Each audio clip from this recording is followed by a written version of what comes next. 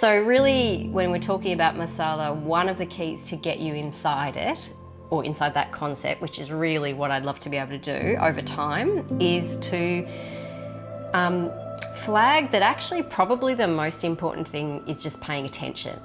And you know, you can give that like a really fancy name like mindfulness or, you know, whatever, but you know, mindfulness kind of has this connotation like wellness, and it's just this very abstract, broad term that's kind of been, you know, bastardized by commercial wellness. So let's kind of keep away from it and instead just say paying attention. So when we pay attention to what we put in our mouth and how we feel about that, we actually don't need to do anything more than that. That's the other thing. Like paying attention is enough in the beginning, learning how to do that or wanting to learn how to do that. So these teas are teas that I drink for two different reasons. And you know, I can, you know, stimulation and settling. This is the Cumin seed water, this is the fenugreek tea, basically. Fenugreek seed tea is really settling, cumin seed is just slightly stimulating. But just to try them,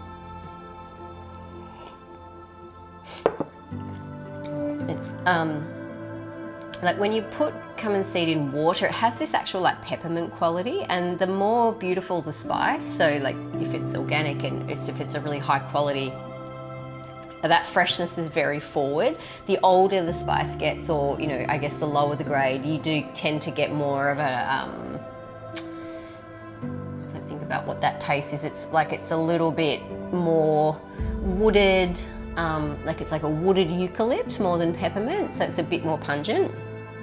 Fenugreek seed tea,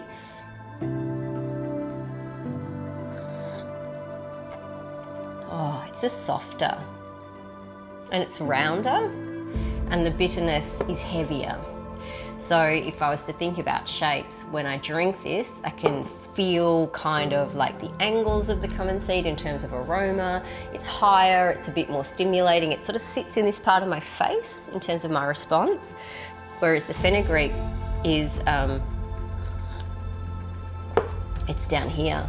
It sits down here and the flavour waits down here, and you can feel why, just sort of in a purely sensory way, why flavour that's here and moving would feel stimulating, and flavour that's here and settling would feel grounding. It's just a sensory, it's a sensational experience. Can I say that? It's a sensory experience, but it is sensational. These small, I guess, insights into something as easy as pouring yourself 2 cups of hot water and a little bit of spice and sitting down and actually sipping and noticing, that's integral to the whole experience of what masala is. And we can go into like complex recipes and building blends and function and structure, but if you don't have this, the rest of it's actually quite difficult to follow, and it loses some of its meaning. So when you have a minute, it's just a really nice way to tune in to that concept and to start to play around with how you feel about the flavours that you consume. Just paying attention.